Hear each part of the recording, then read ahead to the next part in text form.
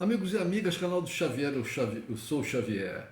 Gente, eu estou lendo aqui um parágrafo de uma notícia que a maneira como ela é colocada, como é colocado o parágrafo, é tão característico do que faz a mídia hegemônica aqui no Ocidente como um todo, que eu vou repercutir para vocês, eu vou ler para vocês. Os últimos lançamentos de mísseis sugerem que o líder norte-coreano Kim Jong-un está determinado a continuar com os testes de armas destinados a impulsionar o seu arsenal nuclear, desafiando as sanções internacionais.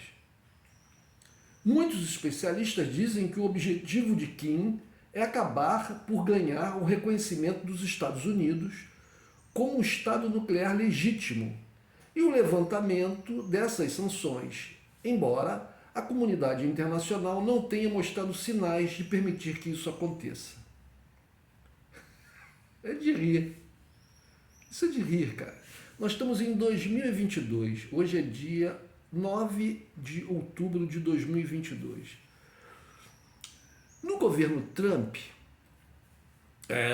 quem se lembra, né, o Trump travou ali um embate bastante ruidoso, né, um embate de palavras, né, com o líder, então líder, continua sendo norte-coreano Kim Jong-un. E o mundo ficou numa situação que a gente pensou até que ia começar uma guerra realmente, né? Eu me lembro que nessa época eu participava de um grupo de discussões sobre questões filosóficas, etc. E havia uma pessoa que participava do grupo que morava nos Estados Unidos e essa pessoa estava muito preocupada. E na época eu falei para essa pessoa que os americanos iriam amarelar. No que ela, não, mas o Trump, ele é maluco, ele é louco, ele vai atacar a Coreia do Norte, etc e tal. Eu falei, olha, eu duvido que faça e eles vão amarelar. Só que eles vão amarelar utilizando, amarelar aqui na expressão aqui brasileira, carioca, é quando você, não é exatamente se render, é quando você, numa encarada, né? numa troca de ameaças, você pisca. Você pisca primeiro, né? Você não, peraí, mas não é bem isso, entendeu? É mais ou menos assim. Eu estou falando porque existem pessoas aqui, talvez que me ouçam, que me vejam, que estão em outros países de língua portuguesa, né? E que talvez não entendam essa expressão amarelar, mas talvez entendam porque a mídia brasileira repercute muito aí e a cultura brasileira nos países de língua portuguesa no mundo em geral, as pessoas estão mais acostumadas. Mas de qualquer maneira, o que aconteceu foi que o Trump amarelou, tanto amarelou que o Trump foi lá na Coreia falar com o Kim Jong-un. Veja só, o Trump foi lá, chegou lá, apertou a mão dele e tal, né, num evento televisionado para o mundo inteiro, como se eles estivessem entrando num grande acordo. Mas o grande vitorioso não foram os Estados Unidos, foi a Coreia. Porque depois de terem lá apertado a mão e tal, e terem feito lá um acordo, os coreanos, norte-coreanos, continuaram, como estão até hoje, fazendo os seus testes de mísseis, treinando, né, testando as suas armas. E os americanos que ameaçaram, que bateram pé, que esbravejaram e tal, não fizeram nada. Eu não tenho mais contato com essa pessoa que estava nos Estados Unidos, não participo mais desse grupo, mas talvez essa pessoa pense no que eu falei naquela época. Já se passaram aí alguns anos. Então, é incrível como hoje, 9 de outubro de 2022, estamos no governo Biden,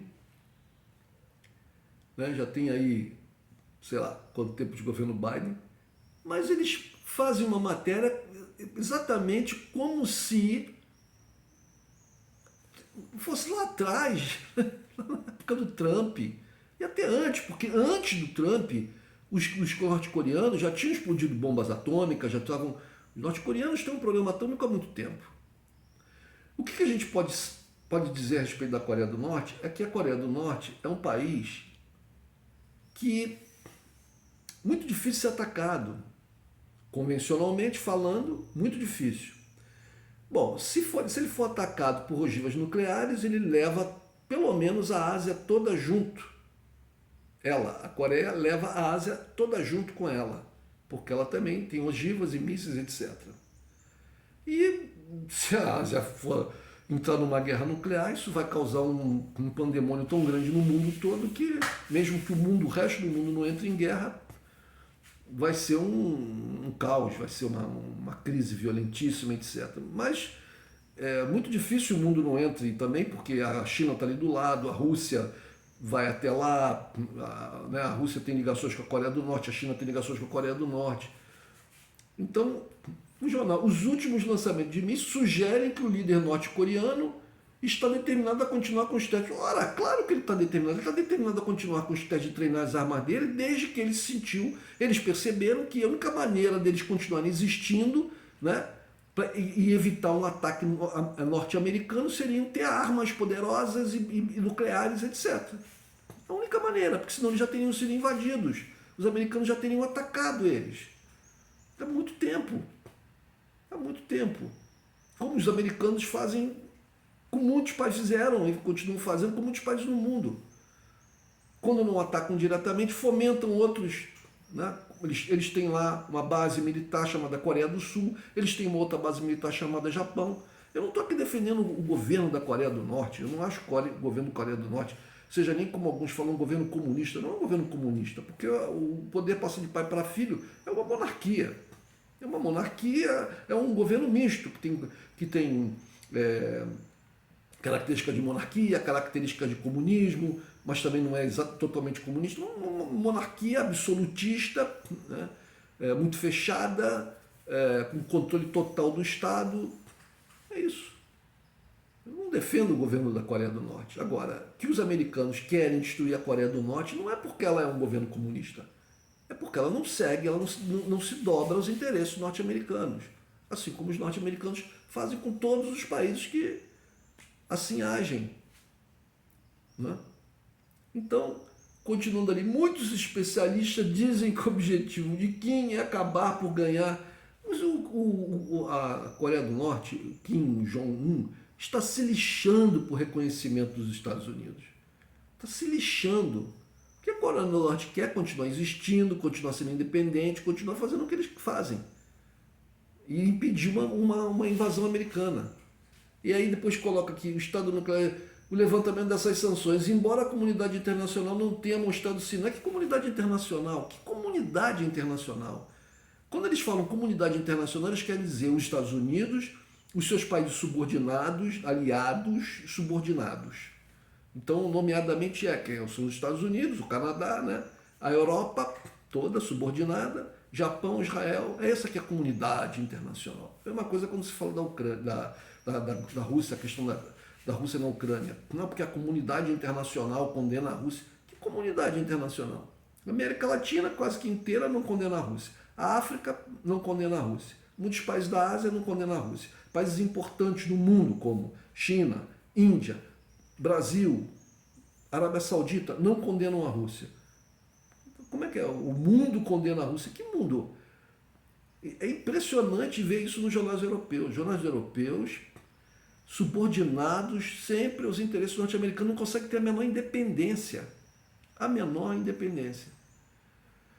Bom, lá na Europa, na Ucrânia, a coisa está ficando estranha, né? Bombardearam lá a ponte da Crimeia, que liga a Crimeia à Rússia, um ataque violento, ainda botaram no Twitter lá, alguém colocou a explosão da ponte com o filme da Marilyn Monroe cantando Feliz Aniversário Presidente, né, algo que foi feito lá nos anos 60, porque ela cantou para o presidente John Kennedy. mas ela cantando como quem diz que aquilo ali foi um presente de aniversário para o Putin, que está fazendo 70 anos aí ontem, eu acho, esses dias aqui. Aí tem muita gente falando, eu já vi até canais de gente que faz análise geopolítica e que, de certa maneira compreende, né? E, assim como eu também, compreende muito bem as razões da Rússia e vê com muito desagrado, com muita tristeza, as chamadas ações da OTAN e dos Estados Unidos. Essas ações, sim, é que estão levando o mundo a uma guerra. Porque, volto a dizer, eu fiz um vídeo anterior, se a Rússia é colocada numa situação que ela não tem saída, o Henry Kissinger e outros aí analistas já disseram, olha, a gente tem que encontrar uma saída que seja, né, honrosa para todo mundo. Porque querer levar o adversário à desonra total, e principalmente se esse adversário é o país mais forte no mundo em ogivas nucleares, é brincar com, sabe? É brincar com o Armagedon, gente. É brincar com o Armagedon. Porque a Rússia, volta a repetir, vou dizer de novo, como eu disse no outro vídeo, a doutrina militar da Rússia fala que se seu território tivesse sido atacado, ela pode usar armas nucleares. A Rússia já fez um decreto, lá o Putin, né, divulgou para o mundo inteiro, considera as regiões da Ucrânia que foram dominadas pela Rússia como pertencentes à Federação Russa, ou seja, território russo. Os ucranianos estão atacando. É claro que não são os ucranianos, porque os ucranianos não têm poder para isso. É claro que isso só ocorre por causa de armamento. De onde que apareceram essas forças armadas ucranianas, de repente, que não tinham, que fugiram, que perderam tudo? Quando os russos entraram. Cadê? De repente conseguiram homens da onde? De onde surgiram esses homens? Se é uma parcela imensa da população fugiu, tudo bem que a maioria é mulheres, mas que fugiu do país, a economia está arrasada. Como é que eles têm dinheiro para bancar esses caras? É claro que, gente, é dinheiro da OTAN, é arma da OTAN, é contra-espionagem da OTAN, serviço de inteligência da OTAN. OTAN lê aqui, né? Estados Unidos, Inglaterra e os outros países subordinados europeus. Né? E fora canadenses, australianos, israelenses. E a Turquia, que fica fazendo um jogo duplo. A guerra não é entre Rússia e Ucrânia, a guerra é entre os Estados Unidos, os seus proxies, ou seja, a OTAN e a Rússia. São dezenas de países contra a Rússia. Dezenas de países contra a Rússia. Até aqui, a Rússia tem saído muito bem, porque resistiu às sanções, ganhou na guerra, dominou territórios, né? E tem saído muito bem. Agora, se ela começar a sentir que a coisa está ficando muito ruim para o lado dela, mísseis balísticos intercontinentais, mísseis hipersônicos, ela pode disparar. Bom, a guerra pode começar com as chamadas armas nucleares táticas, que já vai ser uma desgraça. E aí esse tal de Zelensky, que esses imbecis europeus dizem que é um herói da liberdade, o cara está sacrificando o seu país e o seu povo. Ele podia ter feito um acordo de paz, mas ele já disse que não, já baixou até um decreto. Não tem acordo de paz enquanto o Putin estiver no comando da Rússia. Os Estados Unidos querem derrubar o Putin. Será que conseguem? Pode ser, não sei. Será que tem poder para isso? Será que eles têm contatos através do seu serviço de inteligência e espionagem para conseguir encontrar identificar, encontrar e trabalhar junto com algum opositor russo ou algum grupo opositor russo que opositor ao Putin e que tenha chances de conseguir derrubá-lo, etc. É muito, muito difícil isso, né? Bom, o que a gente pode dizer é o seguinte, eu me lembro da Guerra da Síria, né? A Guerra da Síria, os americanos vieram arrebentando e tal, e os russos ali, apoiaram o governo do Bashar al-Assad, passados anos e anos, né? Quanto tempo tem guerra na Síria? Sei lá, mais de 10 anos, né? Houve aquelas catástrofes todas, daquela multidão de milhares de milhões de refugiados, gente morrendo nas praias, os europeus fechando as suas fronteiras, fechando, né? Criancinha, aquela cena daquele menininhozinho, uma criancinha de 4 anos, aquilo é de partir o coração, uma coisa, sabe, morto na praia, uma coisa muito triste, gente, muito triste, muito triste. E, bom, aconteceu tudo isso, os europeus comeram, foram os que, né, tiveram que absorver os sírios, sua maioria, e passado esse tempo todo, o que aconteceu? Os americanos saíram da Síria, em grande medida, né, ainda tem lá um apoio, lá um grupo ou outro, mas saíram a maior parte da Síria, e o governo do Bashar al-Assad conseguiu retomar a maior parte do território e está lá. O Bashar al-Assad, que já estava com os dias contados, está lá até hoje. Então, a longo prazo, né, quem foi que ganhou a guerra? Foi a Rússia. A mídia e muitos dos analistas brasileiros aqui que estão dizendo já, não, a Rússia realmente está abalada, tem um racha, tem um cisma lá dentro, alguma coisa muito estranha, não sei o quê. Eu também acho que é estranho, mas olha, gente, eu vou dizer, os russos têm aquele velho ditado, né, aqui no Brasil, né, que a vingança é um prato que se come frio. A vingança é um prato que se come frio. Os russos têm paciência, os russos estão nesse embate com o Ocidente, com os Estados Unidos, desde a Revolução Bolchevique, lá em 1918, né? 17, melhor dizendo. Né? Então, a questão da Rússia ali na região ali do Oriente Próximo e tal, ali na região dos Balcãs, por ali, é uma coisa antiga, ela já disputa isso, já no século XIX ela já disputava isso com a Inglaterra, com França, com o Império Turco-Otomano. Então, sabe? E para finalizar, gente, a Rússia tem quase 6 mil, é o que se sabe, é o que eu vejo na mídia, quase 6 mil ogivas. Quase 6 mil ogivas espalhadas em mísseis balísticos, em armas e mais armas e mais armas. Então, vocês acham que eles vão tudo que perderam vidas, gastaram recursos, enfrentaram sanções, perderam vidas dos seus soldados, obviamente, né? Criaram um clima de ódio, né? Entre eles e os ucranianos que não são de origem russa, que antes não tinha esse clima de ódio, tinha lá um desavença, mas não tinha esse clima de ódio. Agora o racha, né? Agora, quem é ucraniano não russo, possivelmente está do lado do Ocidente, da OTAN. E quem é ucraniano de origem russa está do lado da Rússia. Então, houve um cisma ali. Então, houve lá, olha, ataque aos gasodutos.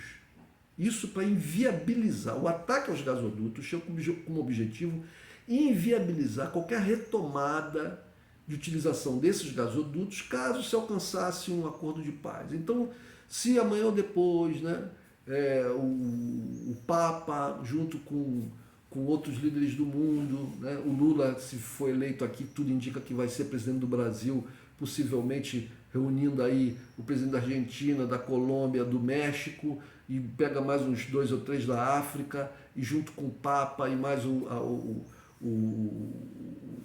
meu Deus, a Índia, né? Países que não são identificados assim como ligados à Rússia, né? E mais a ONU vão lá, falam com Putin, falam com coisa, conseguem lá um acordo de paz, digamos, né? Como aconteceu quando o Lula era presidente, junto com o Amorim, o chanceler Amorim, conseguiram um acordo de paz com o Irã, junto com a Turquia, e que os americanos depois disseram que não valia e não quiseram um acordo. Então, nós digamos que haja um acordo e eles consigam fazer esse acordo. Aí, bom, se esse acordo acontecer, os americanos não perdem o seu mercado de gás que eles conquistaram dos europeus, porque os europeus não vão ter mais como importar o gás via os gasodutos, esses 2 gasodutos. Mas ainda existem gasodutos que estão funcionando. Pelo que eu saiba, ainda existem gasodutos funcionando e passando pela própria Ucrânia. Pode ser, eu volto a dizer, os russos, contrariamente ao que a mídia vem falando, aí os russos não, é porque os russos estão fazendo destruição total, porque uma guerra é uma guerra. Destruição tem, mas não foi destruição total. Os russos se abstiveram de fazer destruição total. Se eles quisessem fazer destruição total, eles tinham começado ali por Mariupol, que até hoje está lá na Mariupol, não, perdão, por Odessa, que até hoje ainda está na mão de ucranianos. Eles teriam atacado Odessa maciçamente com mísseis até para que aquela população fugisse e quem ficasse morresse nos escombros. Né? Botavam a cidade abaixo, mas dominavam o porto. Eles não fizeram isso. Eles não fizeram isso. Em vários outros locais eles não fizeram isso. Eles não destruíram as cidades, como por exemplo foi feito na Síria pelos americanos. Então, pode ser que os russos mudem. O fato é, seja lá o que for, seja lá porque os russos estão enfraquecidos, porque eles não têm dinheiro para bancar a guerra, porque eles não têm mais armas, as armas deles acabaram, porque eles estão sem comando e tal. Bom, que uma dessas coisas ou todas elas sejam verdadeiras. A gente sabe que um rato encurralado é muito perigoso. Quando ele percebe que ele não tem saída, ele parte para cima.